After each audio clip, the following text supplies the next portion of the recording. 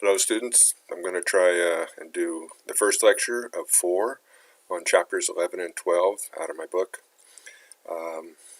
So it's kind of early in the morning. I'll try and talk to them fairly quickly. Here goes.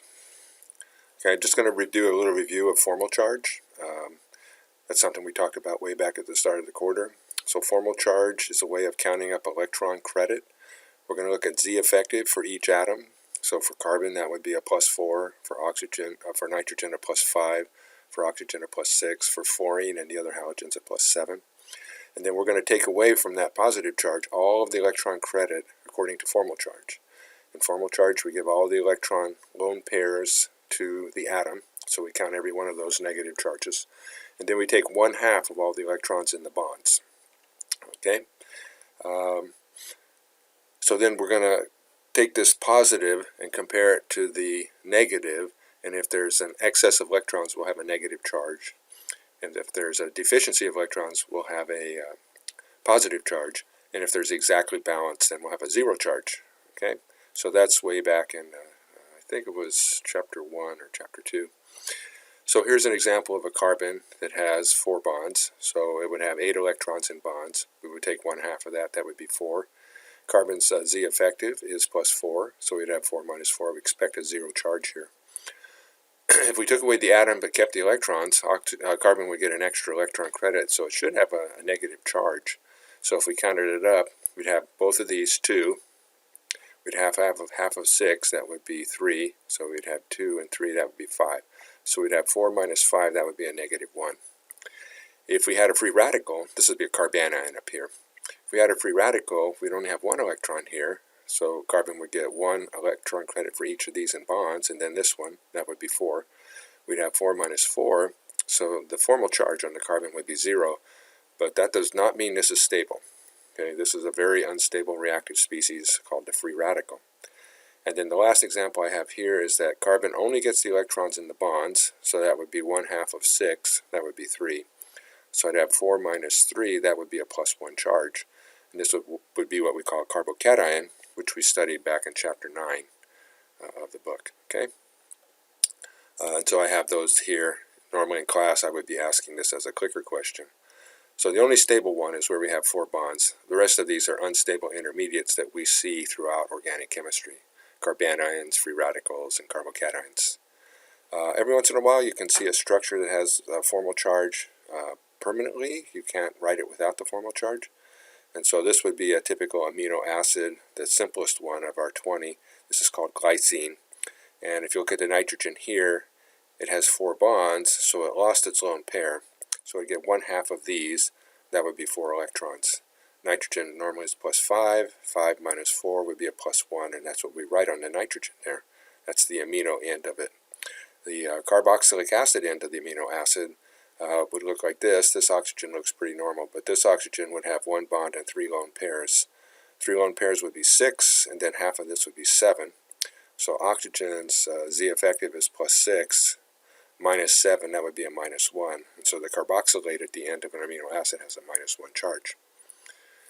Now, there's another way of looking at electron credit, and that's oxidation reduction. So we're just going to take just a brief look at that. This is probably more like you'd see in freshman chemistry when you're balancing redox equations and stuff like that. But organic and biochemistry also looks at this a little bit in terms of keeping track of oxidation reduction reactions. So in this one it's a little different because all of the electron credit in any particular situation for an atom goes to the more electronegative atom. Okay? So if an atom has lone pairs and free radicals, they all belong to the atom, of course. But if you're in a bond, it's different than in formal charge where we split them 50-50. The electronegative atom gets all the electron credit. So that would be oxygen. Typically, in our type of chemistry, oxygen is the most electronegative that we see. Fluorine is possible, but not common. So it would get all the electron credit in bonds. Of course, it's lone pairs too. So oxygen is almost always -2 when you're doing oxidation reduction numbers. Okay, exceptions might be peroxide, where 2 oxygens are bonded. So they would split that 50-50 because they're both oxygen. If we had something like difluoro oxide, the fluorine would get credit for the electrons because they're more electronegative than oxygen. Very unusual. very reactive compound, okay, very dangerous. We're never going to actually see this ourselves. Hydrogen almost always is +1. If we come down here and look at the electronegativities, okay, of all these ones that we have here, which are typical for organic and biochemistry, you'll see hydrogen is the most electropositive or the least electronegative. Okay, phosphorus is about even with it, but hydrogen is 2.2. Okay, so hydrogen is almost never going to get credit for electrons unless it's bonded to another hydrogen. So that would be dihydrogen or hydrogen gas. And here it would split at 50-50, so we expect in its elemental form it would have an oxidation number of 0. Sometimes hydrogen is bonded with a metal, like sodium or potassium or lithium or calcium, something like that. And when it's bonded with a metal, it's going to be the more electronegative element. So in those cases, we would give both the electron credit to the hydrogen. We would give it a -1 for oxidation state. We call it hydride. Okay, so that's actually a reagent we talk about. Whenever any two atoms are bonded to the same atom, you're just going to split it 50-50. So hydrogen would be 0 here because that's hydrogen gas. Oxygen would split these 50-50. Oxygen gas, 0 oxidation state. Nitrogen could have a single, double, or triple bond, and so it would divide those electrons up evenly. So in the triple bond, each nitrogen would get credit for 3 of the 6 electrons that they share. Carbon could have single, double, and triple bonds, and they would split up the electrons evenly, as would fluorine gas, which is also very dangerous. So it's a little similar, but not quite. Oxidation number, we still use the Z effective, so carbon would be +4, nitrogen +5, oxygen +6, halogens +7. And so we're going to balance that positive with the electron credit. But in this case, the more electronegative atom gets all of the electron credit.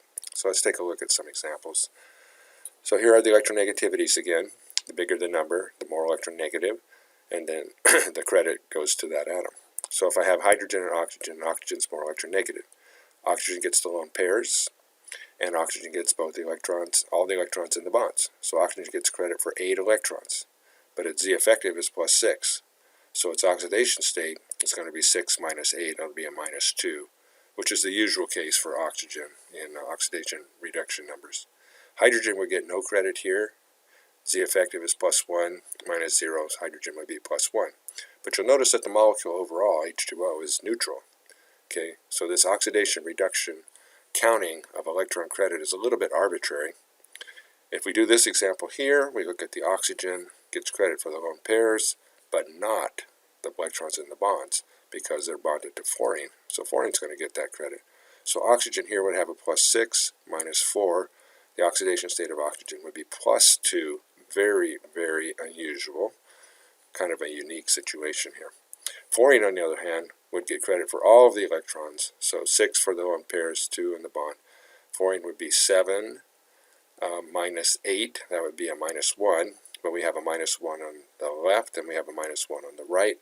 So together, those two -1s balance the +2 oxidation state of the oxygen. And so this would be overall neutral. And so you can go through and do the rest of these. I have the answers on the next slide. But if you're unsure, stop on this slide, test yourself out, and then check each answer on the next slide. Okay? I'll just mention this one here because it's a little backwards. Remember, sodium is more electropositive. I think its electronegativity is about 0.9, and hydrogen is 2.2. So hydrogen, we're going to get all this credit. We would give the hydrogen a -1. And the alkali metals are almost always +1. So here's the answers. You can take a look, compare them on the previous slide, and see if you're getting the right result on those. So don't skip by this. I'm just going to go speed right through it, but you need to check yourself. So here's some examples of carbon. Carbon's quite a versatile atom in terms of oxidation reduction number. And so I just wanted to show that to you since this is organic chemistry, and this is also true in biochemistry. So you might want to consider all these possibilities. In the first state, I have carbon. Remember, carbon was, let's go back up here and take a look. Carbon was 2.5, and hydrogen is 2.2. So carbon's more electronegative. And if we come down and look at oxygen, oxygen's 3.5. We know that's, in terms of our usual chemistry, that's our most electronegative element. So carbon's going to get all this electron credit. Okay, it has a Z effective of +4. It gets credit for 8, so carbon has a -4 here. If I come over here, carbon gets credit for all of these, that's 6, but none of this right here. So carbon gets credit for 6, that's 4 minus 6, that's a minus 2. Here, carbon gets credit for these 4, but none of these with the oxygen. So that's 4 electrons. 4 minus 4 is 0, oxidation state.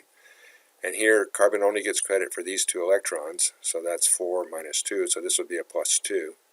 And if I look at carbon dioxide, carbon gets no credit. So carbon would be plus 4 minus 0. Carbon dioxide would have carbon with an oxidation state of plus 4. Okay. If we come down here, you'll notice what I did was I attached a carbon instead of a hydrogen up here. So that means these electrons are going to be split 50-50.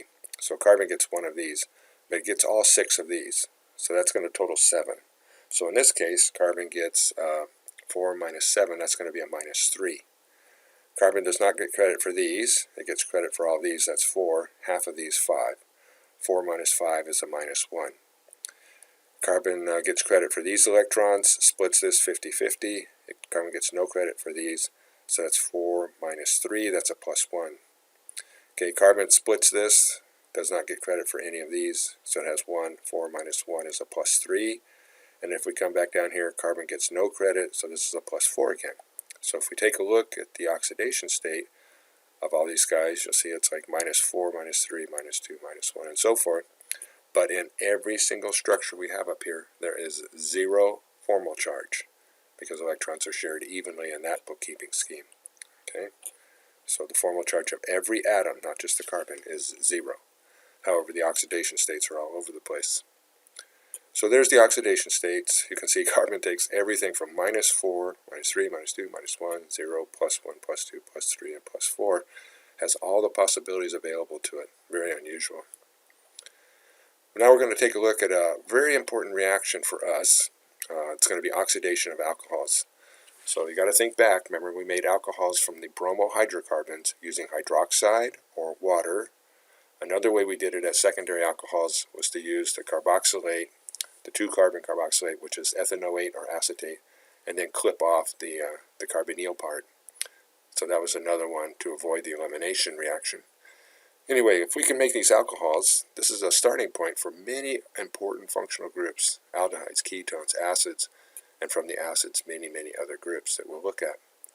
Okay, so this is a very important reaction. So far, I've just given this to you.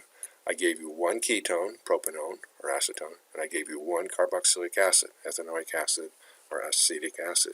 But now we're going to be able to make a whole bunch of them because we can make a whole bunch of alcohols. And now we'll also be able to make aldehydes. So there are many reagents to do this. I'm going to give you 2 that are pretty simple. They're kind of old-fashioned, a little bit out of style because chromium has some carcinogenic forms. But they were very popular. I did this reaction lots when I was in graduate school, but of course that was, who knows, 40 years ago maybe. So in any case, I'm going to use these because they're simple and parallel to each other. But you may have in your course other possible oxidation schemes that you're taught. They got the Swern oxidation, the pyridine oxidation, the Moffatt oxidation, the Collins oxidation. They got all kinds of oxidations, but we're just going to use 2 because it allows us to make all of the groups that we need access to in our beginning course. Okay, so one of the reagents, and I'm going to even simplify the reagents from what they really are, but we're going to look at chromic anhydride with pyridine. So the main thing to notice is there's no water. Okay, we're going to call this PCC, pyridinium chlorochromate. And so you can see right away I'm not giving you exactly the reagent because chloro sounds like chlorine and I don't have any chlorine here. Okay, and then the other reagent I'm going to give you is chromic anhydride in water. There's a little bit of acid present, probably some acetone too, but I'm not going to show all of that. I'm just going to have the chromic oxide with water and the chromic oxide without water with the pyridine. Okay, so those will be our conditions, and that'll allow us to make all the functional groups that we need to look at in our course. Now, for all of these reagents, even the ones I'm not talking about, because it could be chromium, manganese, sulfur, iodine, and many other elements too that can do this, we have some form of an element in a very high oxidation state. And so it's very electron poor, and it will complex with the oxygen, and because it's so electron poor, it will be able to steal away the electrons from the oxygen as we remove the hydrogen on the carbon. that is also attached to the oxygen. So this, in fact, is an E2 reaction. But it's not E2 the way we studied it in Chapter 9. But it is an E2. In Chapter 9, we had two carbons here, and we had a bromide leaving group. But here we have a base picking off the hydrogen, using those electrons to make the pi bond, and then this highly oxidized metal or other element, sulfur or oxygen, taking the electrons away. For us, this is going to be chromium. Okay, so this is the pattern right here. It's a pretty simple reaction. We have to complex our oxygen with that particular species, the chromium, and then we got to have a base in here to do this reaction. We get a C double bond O. Now the metal gets 2 electrons in the process, and that reduces it from its very, very high oxidation state. Okay, so that's part of the driving force of the reaction. Okay, so here's our chromic anhydride. We're writing it in a simplified form, and we'll write it the same way in both reactions so that we don't have to try and memorize a bunch of extra little details. You'll notice that the chromium gets no credit for the electrons because oxygen's more electronegative. So each oxygen is in a -2, -2, -2 oxidation state. The chromium's in a +6 oxidation state. Okay? If you look at chromium down in the periodic table and count over, it's in the 6th position. So 1, 2, 3, 4, 5, 6. So you could sort of think of chromium as having these as valence electrons, but up here in the oxidation state, it's stripped away all of its electron credit. So it is in its highest possible oxidation state right here, +6. So it's very electron poor. That's what you want to be thinking. Now in organic chemistry, a lot of times we write resonance structures, and if we have a double bond O, we typically push the electrons to the oxygen. Okay? And so if we did that, now we would have formal charge, because now the oxygen has a -1, and the chromium would have a residual +1. We could do it again, because we have another double bond O, and then the chromium would have a +2, and we would have 2 -1s, and we could do it one more time. Chromium would have a +3, we'd have 3 -1s, and you can see that the formal charge would show the chromium to be very electron poor, just like the oxidation state shows the chromium to be very electron poor. Okay, so that's the idea of chromium is very electrophilic, electron loving. So we will want to push electrons to the chromium, and that's going to start our reaction. And those electrons will come from the oxygen lone pairs. So I've written a lot of these reactions without the details and then with the details in here. So when I show it without the details, this is something you want to practice on. Okay, so I'm showing multiple steps here. We have the alcohol, we have the chromic anhydride. Okay, I'm not even saying whether this is in pyridine or in water. Okay, so I'm showing the reaction through here, and then you have to go, if you look down underneath, the next little part here, I'll show all the details. So this is where you want to practice. So look at what I have here. I have the oxygen and the chromium. I know the chromium wants electrons. Here are electrons. If I come over here, I see I made a bond. So that means I'm going to draw an arrow from the oxygen lone pair to the chromium. Of course, if I do that, I have too many electrons, so I'd have to push some electrons away. And if I did, I'd have a minus charge up here. When the oxygen joins up, it would have 3 bonds, so it would have a positive formal charge. Overall, this is still neutral, just like it is over here. Okay? But we have not changed the oxidation state. Chromium still gets no electron credit here. So chromium is still +6. And the carbon is still, let's see what it is over here. We split these, so it gets 1, 2. It gets both of these, 3, 4. It gets none of these, so 4 minus 4. The oxidation state of the carbon is 0 right here. And it's still 0 right here. Okay? Now we want to take this hydrogen off, and so we need a base to do that. So we know that the base takes the proton, and we give the electrons to the conjugate base, push that away. So now this would be 0, but this would still be -1. The base H right here would have a +1. Now we still have an H right here. Now we're going to do the actual oxidation state like I showed on the previous slide. The base will pick off this hydrogen. We'll use these electrons to give them to shared between the carbon and oxygen, and then we'll give these electrons to the chromium, and we'll also push up to one of the oxygens. Okay, so then we would need those arrows, and that would take us over here. And now when you look at this chromium, it gets credit for 2. So up here it was +6, but now it's 6 minus 2, so now it's a +4. Up here the carbon was 0, but now the carbon gets 1 electron here, 1 electron here, none of these, so I have 4 minus 2. Carbon is +2. So I went from 0 to +2, lost 2 electrons, and I went from +6 to +4, gained 2 electrons, And so that's the balance of the oxidation and reduction. Okay. And here's all the details. I kind of talked through them, so you want to take a look at those. Make sure I didn't make any mistakes in here. But again, you want to practice up here, check your answer here. If your answer is correct, good, keep going. If it's not correct, then come back up here and start all over again. Ultimately, what you want to be able to do is to start here and go here without any of this extra stuff, where you supply that yourself. But since you're just beginning, this is a good thing to copy and work your way through repeatedly until you get it. Okay, so here's our conditions for PCC. Here you can see our basic site, the nitrogen right here, pyridine. Sometimes people call pyridine a proton sponge because a lot of times it's used to pick up a proton. It has other uses, but that's a common name. Down here on the Jones reagents, we have a little bit of acid. We would write that as H3O+. So very acidic. Notice the pK is very low, pK of -2, so it's very favorable to give a proton away. And then we also have water, the conjugate base of H3O+. Water is usually the solvent, and of course the water has a very high pKa, 16, because it's not really a strong acid. It's a weak acid. So now I'm actually looking at the specific reaction of an alcohol. Here's propane 1-ol, or 1-propanol. And then here's the chromic anhydride. We look at that always the same because we're just beginners. We don't need to look at every possible variation in our course. And then here's our base. So we're going to have to use that twice. We're going to have to take a proton off from the alcohol when it first attacks, and then we're going to have to use a pyridine to take the proton off when we do the oxidation. So 2 times.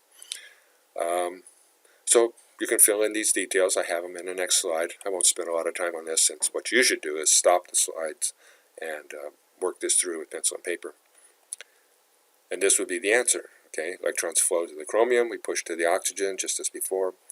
We use the pyridine to take that proton off. Pretty simple. Then we come back and take another proton to do the E2 reaction. Notice there's more arrows here. And notice we dump these electrons here onto the chromium, and then we give these electrons to the oxygen. Okay, and so that's where the reduction of the chromium comes from. This is the guy we really want right here. And you'll notice that we only removed 1 hydrogen, and if we started with 2 hydrogens down here, we started with 2 hydrogens. After it's all over, we still have 1 hydrogen here, and so this is going to be an aldehyde. Now, because we use pyridine, the reaction stops at this point. So this is our way of making aldehydes if we start with a primary alcohol. Okay? Notice we did not change the R group here and the hydrogen here. They stayed the same. So 2 of the things will stay the same. Only 1 of the hydrogens will disappear in the oxidation. Now what if I had changed my compound so it looked like this? Well, this is a secondary alcohol. But you'll see the key feature I have here. I still have a hydrogen on the carbon with the alcohol. Okay? And that's what we need to do the oxidation. We know the oxygen is going to combine with the chromium, just as we did before. We take off the proton. Okay, we come along and then we do the E2 reaction with this hydrogen, push off the chromium away, reduce it, and now we have an R group on both sides, so instead of an aldehyde, we have a ketone. So you see the difference starts over here. If I have a primary alcohol, I'm going to have an aldehyde over here. If I have a secondary alcohol, I'm going to have a ketone over here. Okay, so here's the details. Again, don't look at those, and then come back and check your answer right here. Okay, now look how long this is. Oh my gosh, this is really big. But see what happened? I changed it to water. So when you're in water, a little bit of acidic water, you can do exactly the same reaction, and we get to the aldehyde right here. Okay, and I have all the details on the next slide, just as previous ones, so you can check your work. But notice it's exactly the same to here. But when you're in water and acid, there's a little bit of extra stuff that happens. So I go through, I join up with the chromium, I take off this proton, okay, I come back with the water, I do the elimination reaction, I have the reduced chromium, and you'll notice I've left off the formal charge and the curved arrows. You got to fill those in. And here's the aldehyde. But an aldehyde in water with a little acid can protonate the carbonyl. So I would have to do an acid-base reaction here. I have a protonated oxygen. There's a resonance structure where I push these up to the oxygen. Oop, boo-boo right here. That hydrogen should not be there. That should just be blank. In the end, it's going to be a plus charge. Sorry about that. But in any case, this would be resonance structures, and then the oxygen from the water would add in where this plus charge is. Okay, and so then I would have an extra proton on the oxygen. I can take that off with water. So I have this H3O plus. Again, I'm an acid, and this is called a carbonyl hydrate, or a hydrated carbonyl. Okay, if you notice the difference here, I had only one oxygen, but now I have two oxygens and two hydrogens. I've added water. I have H2O added to this. This is also common in biochemistry too. Aldehyde is a reasonably common group in biochemistry, and it can be hydrated to something like this. Now notice OH, I got two of them, OH and an H here. So I could do the whole reaction all over again if I have chromium in there, chromic anhydride. So again, I do exactly the same, complex to the chromium. I take off this extra proton, it's going to be a plus charge. Then I come in and I do the elimination reaction. So I'm going to, do I have my water molecule here? Should have a water molecule here to pick that, I'm sorry, down here. I have a water molecule here, and then I pick that off, make the double bond O, and push the chromium away. Okay, so this is where the oxidation occurs right here. So again, I make a C double bond O, but you'll see the very, very big difference is I still have this OH here. So instead of ending up with an aldehyde, we've ended up with a carboxylic acid. This is our window into many, many other functional groups. So from this, we can make acid chlorides, we can make esters, we can make anhydrides, we can make amides, and just all kinds of stuff, thioesters. Okay, so this is going to be really big. So that's the reason we have these two reagents in our course. Okay, there's other ways of doing this, remember. You might have many other possibilities in your course. So that's what you need to know is the reactions in your course. Here's all the details, and you'll see, here's the mistake I made on the other one. My program, when I take away the plus charge, automatically pops a hydrogen back in there, and I don't always notice that. But there should be a plus there, and that's what we're attacking. And we get all the way down here to the carboxylic acid. So this is your answer, this is your practice. Answer, practice. Okay, you want to keep doing that until you feel comfortable going through there. So now we have our two reagents that allows us to do different things. So if I start with one carbon, methanol, that's unique. With PCC, I can make methanal. So a unique aldehyde and a unique alcohol. But these are very important, these one carbon guys. But if I start with a primary alcohol, then, we got infinity right here. I can make aldehydes, all kinds of aldehydes, okay, depending what R is, using PCC. Okay, if I use chromic anhydride, if I have a primary alcohol, then I will continue on through the carbonyl hydrate and go all the way to the carboxylic acid instead of the aldehyde. Okay, I didn't put it in here, but if I started with methanol, then I would make methanoic acid down here, sometimes called formic acid. Okay, this is called methanal, but commonly called formaldehyde. You might actually have heard that much more common than methanol. Okay. And then what if I had a secondary alcohol? It makes no difference. Jones or PCC. I only have one hydrogen here. Both of them can remove that hydrogen, and so I can only go to a ketone from a secondary alcohol.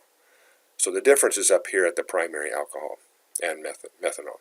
Okay, so you want to keep those separate. If we want the acid, we use PCC. If we want the aldehyde, we use PCC. If we want the acid, we use Jones reagent. Now, if I have a tertiary alcohol, there's no hydrogen here, so I cannot do that elimination reaction. And so for us in our course, this will be no productive reaction. Excuse me, it's possible. Okay, and in fact, if you use chromic anhydride with some tertiary alcohol and cooked it up, it would just destroy the molecule. Okay, it's pretty harsh conditions if you tried to do that. Just making a mention here of how nature does it. Okay, this is very common in nature. We got to go from alcohols to aldehydes and ketones. We got to go from aldehydes and ketones to alcohols and carboxylics and back and forth. Okay, so nature has a reagent that it can use over and over and over. Plus, that's a throw-in. It can also use NADH over here as a source of energy to make ATP. So very, very valuable compounds. So we go back and forth all day long on this stuff. Okay, so it's kind of backwards. Okay, in nature there'd be some enzyme, much too complicated for me to show in our course, but there would be some enzyme holding this simple compound here, and then a base, and the protein would probably pick off this proton as we made a double bond O, and then we would pop this hydride over here into the pyridine ring at this far end. And you might say, well, why does it go there? If you follow the electron flow, you can see it goes around and actually reduces the positive charge on the nitrogen to just a 0 right here, so no formal charge.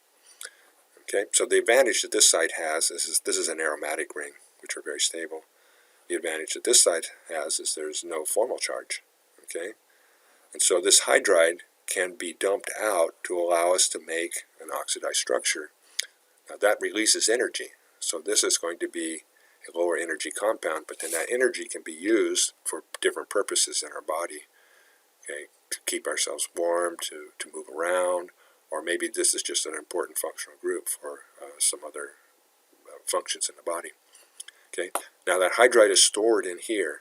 In fact, this can push these electrons over here and pop the hydride back into the carbon and go back over here to the alcohol under a different set of conditions with a different enzyme. So this guy can go back and forth, back and forth. So this is nature's hydride, and this is nature's oxidizing system of the hydride right here. Okay, so things that you might see, FAD and NADH, NAD plus over here, NADH, and so forth. Now, if you look at nature, nature is a lot more complicated. The reason we start with organic is because organic molecules look like this, and this simple little molecule that I drew up here actually looks like this. So very, very complicated molecule. The business end is right here, and so if I'm showing a reaction, that's all I show. But you'll notice there's electron withdrawing amide, there's a ribose, there's some phosphates, there's another ribose, there's the adenine, okay? And then also nature can put a phosphate at this point right here, and then they call that NADP instead of NAD plus, NADP plus. And that's because in nature we're building things up and we're breaking things down.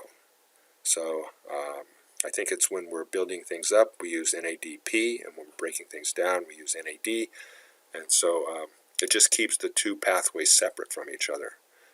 Okay, nature's pretty clever. Now for right now, these are our sources of carbon. Okay, this is kind of like our chemistry toolkit to make things, because we're going to practice these reactions on these guys. Now in reality, the chemical catalog might have thousands and thousands of compounds. And for our course, in a little bit, in our next topic, we're going to get rid of a lot of these. So we're just going to keep these three, cyclohexane and bromobenzene, and then these two. That's all we're going to have. But for right now, these are our guys. So remember, we can functionalize these guys with bromine and light, so free radical substitution. So we could make all of these compounds, okay, except for the ones say not possible. 1, 2, 3, 4, 5, 6, 7 compounds there. Okay, the problem on this one with 3 is the bromine likes to go to the less stable C8 and break that bond. So secondary is better than primary. So we don't know how to make the primary yet, but soon we will. Actually, we do know how to make the primary because we already did that topic. Okay, so we'd have to make the alkene and do anti-Markovnikov addition. So at this point right here, I'm saying not possible, but really we can. So we can take some of these guys, if there's enough carbons, and do an elimination reaction. So 5 of them up here, we can make an alkene, alkene, alkene, alkene, right there. So there's 5 more things we could make from these guys up here using T-butoxide. If we put 2 bromines on, so the way we show that is we just write 2 equivalents here instead of 1. Now we got 2 bromines on. We can do a double elimination with our dialkyl amide. We need 3 equivalents. Okay, the first 2 do E2, and then E2, and then the third one pulls off the end hydrogen here, because that's too acidic for this base. But that means we have to come back around and work it up and give that hydrogen back. So we can do that with 2 carbons, we could do that with 3 carbons, or we could do it with the example of this guy right here. Okay, put 2 bromines on and take them off, and then we would have phenylacetylene, ethynyl benzene, however you want to call it. Now, from the alkenes that we made up here, some of them still have an sp3ch next to the pi bond. So we could come down and make a few more of these bromohydrocarbons. So I could make this one right here. Oh, no, this is the anti-Markovnikov I'll get to that one next. Anti-Markovnikov addition puts the bromine at the end, because the bromine adds first, the hydrogen second. And so I could make these 1 bromohydrocarbons.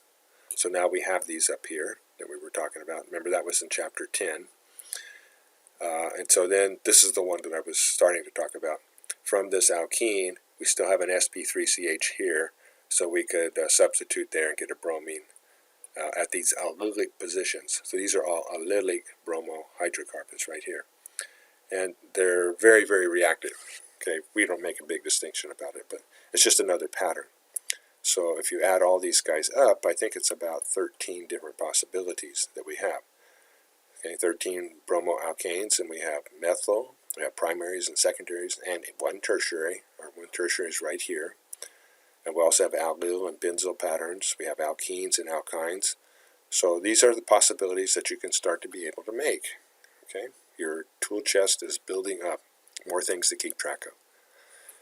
So let's take a look at some of these bromohydrocarbons that we just made. Okay, I think there's 13 of them here. 1, 2, 3, 4, 5, 6, 7, 8, 9, 10, 11, 12, 13. Okay, so we got 13 bromohydrocarbons, and we can make those into 13 alcohols. Okay, so we're using our SN2 reaction with hydroxide, SN2. SN2 wouldn't work here because we get mostly E2, just a little bit of SN2. So, but we could use SN1 because we say that that's the major reaction. But that's only because this does not rearrange. Okay, we have another way of doing substitution at a secondary center, and that's to use the acetate and then clip off the carbonyl part with the sodium hydroxide. So that would also work. We could also use water here and an SN1. Okay, so I put them both in here so you can see both of them. Primary, that would be SN2. Tertiary, SN1 would work, not SN2. No SN2 at tertiary centers. This is primary, so we'd say SN2 would work. Okay, and then secondary, that would be our approach here. This is secondary, so we'd do the acetate hydroxide approach for this example. Primary would be SN2, primary would be SN2, SN2, SN2, This would be the secondary allylic, so we'd use acetate and hydroxide. So now that means we have all these alcohols, okay, from all of these bromohydrocarbons. Now, with our reactions we just learned, we can make these into aldehydes and ketones. So if I use the PCC, pyridinium chlorochromate, then I'm going to get a carbonyl. So aldehyde special, methanal or formaldehyde, aldehyde, ketone, aldehyde. I can't do it here because it's a tertiary, so I have no hydrogen to remove.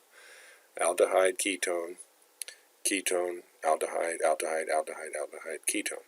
Okay, so now we have all these new possibilities that we didn't have before. Remember, before this point, I gave you this one, and that was the only one I gave you, and that was to represent all of these carbonyls. Okay, so our other conditions are Jones conditions. So the only difference for us is basically we're using water, so we make the carbonyl hydrate. So again, I can make all these alcohols, and then this time if I use water and chromic anhydride, that's our Jones, I come up with a carboxylic acid if it's a primary center. Okay, so carboxylic acid, carboxylic acid. Now if it's secondary, it's still the same, just a ketone, because I don't have any other hydrogen. I only have one hydrogen here. So carboxylic acid, we can't oxidize a tertiary alcohol. Carboxylic acid, ketone, ketone, carboxylic acid, carboxylic acid, carboxylic acid, carboxylic acid, ketone. Okay, so now all of a sudden, we can make all kinds of carboxylic acids. In our last topics to this point, I only gave you this one, ethanoic acid or acetic acid, but now we can make a whole bunch of them. Now, if we can make a carboxylic acid, now how could we do that? Let's go through the path again. We first functionalize our hydrocarbon, put a bromine on. We need to get something at the end if we're going to make a carboxylic acid, so we do an elimination reaction. Then we do the anti-Markovnikov addition to get a bromine at the end. And then we do a substitution with hydroxide to get an oxygen at the end. And then here's where we have our choice. We can make this into an aldehyde, or we can make this into a carboxylic acid. So the carboxylic acid would come from Jones reagent, and there we are. So we have all those carboxylic acids. Now, if you think back to chapter 9, we used the PCC, phosphorus trichloride, to make the carboxylic acid into the acid chloride.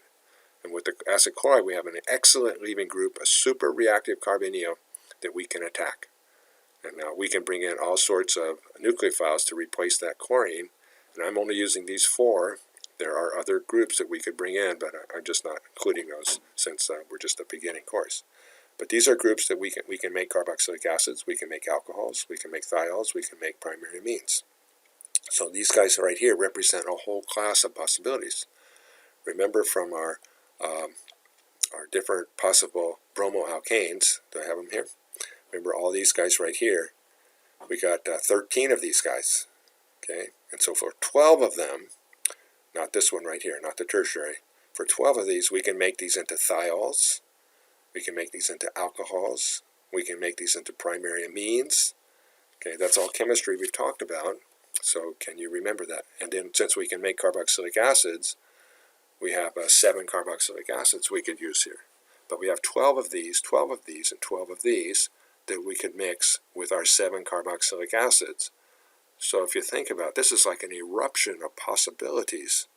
Okay, we've gone from hardly anything that we could do to now we can do all kinds of things. We can make different anhydrides, different esters, different thioesters, and different amides, secondary amides.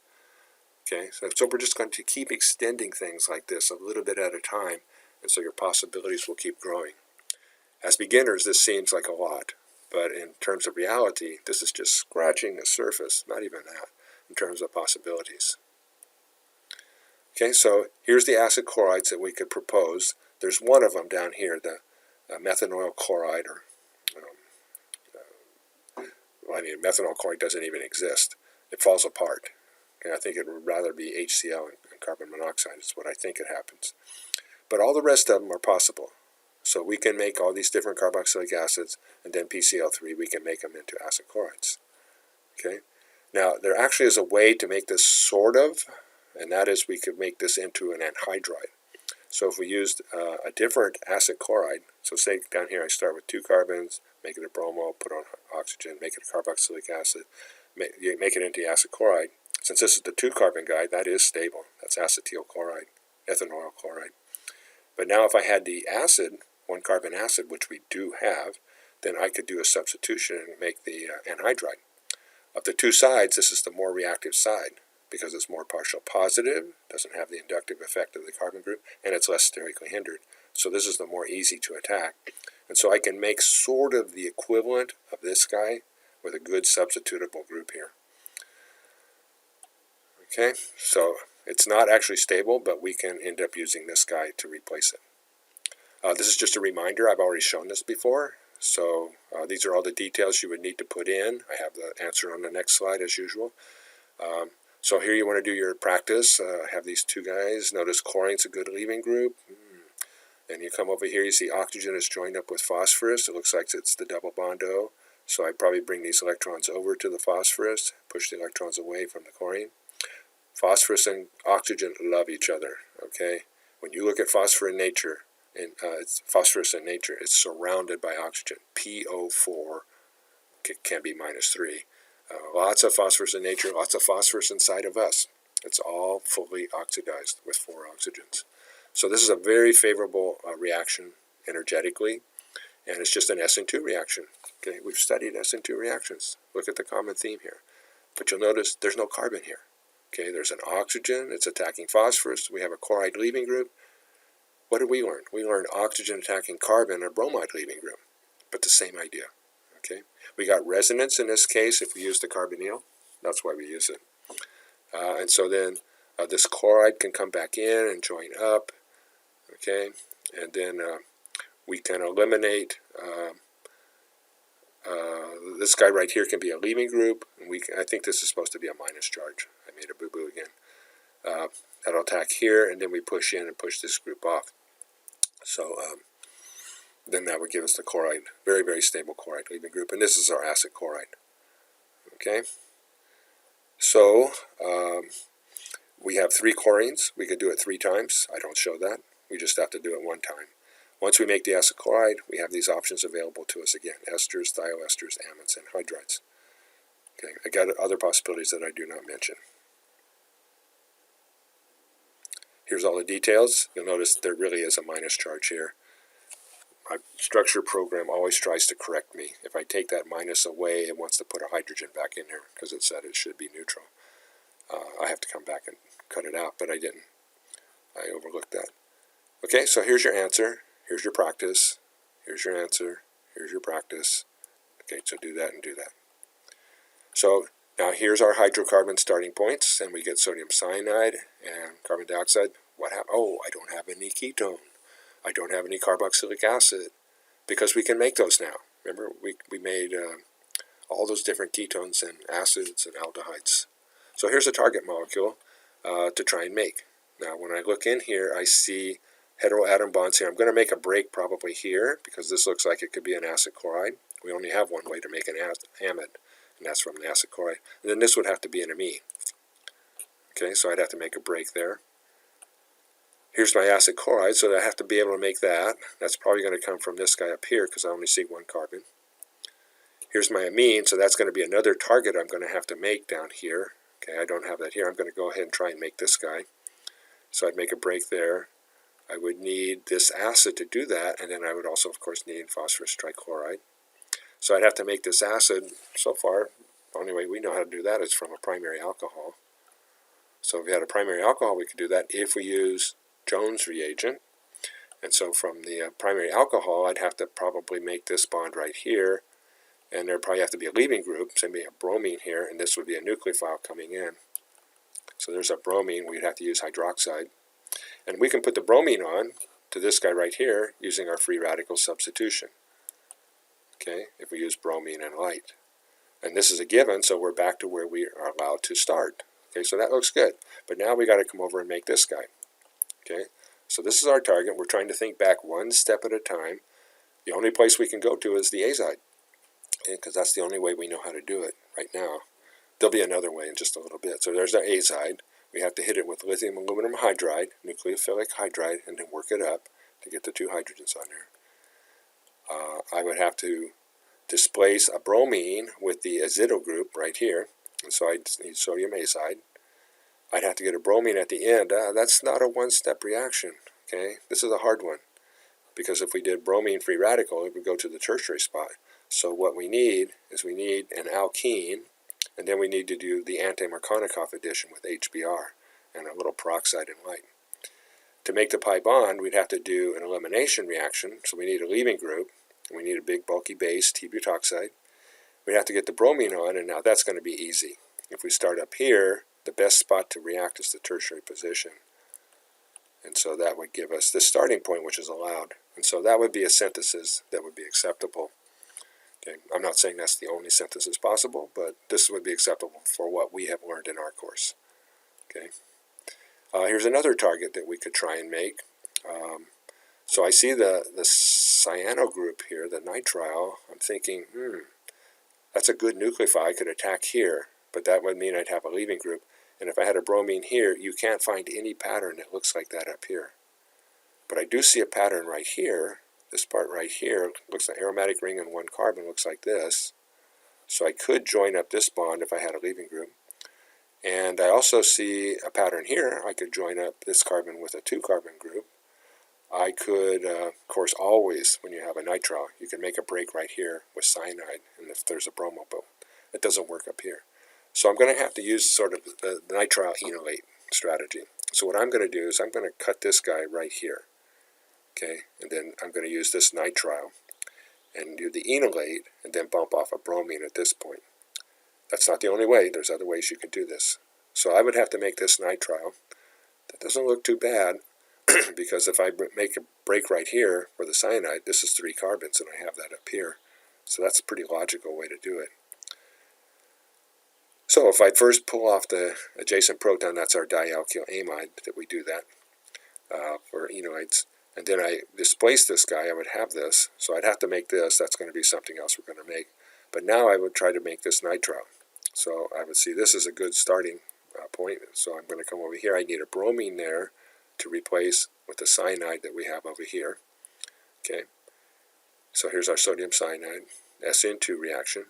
Then I have to get a bromine on the end. Remember, that's not easy because we have to have a double bond there. This is anti-Markovnikov addition. So that's our HBr and peroxide and light. And then I need a elimination reaction to make the pi bond. So I need a leaving group at the middle position, T-butoxide, big bulky base, to do the E2 reaction. Then I have to get a bromine on. That's pretty easy to this pattern right here, because that's the spot it wants to react since that's secondary. Okay, so I need my free radical substitution conditions, bromine and light. Now we got to come back over and make this guy. That turns out to be pretty doggone easy, because I got this guy sitting right here. All I did was put a bromine at this position. So that's just going to be free radical substitution with bromine and light. Okay, so then we would be at a given. So here's a couple examples of how we could do synthesis using the reactions that we talked about to make different things. We're going to look at a lot more as the course goes on. I think this is the end of this lecture right here. Yeah, so our next lecture we're going to look at relative reactivity of carbonyl functional groups and some other stuff too. That'll be lecture 2. So thanks for listening.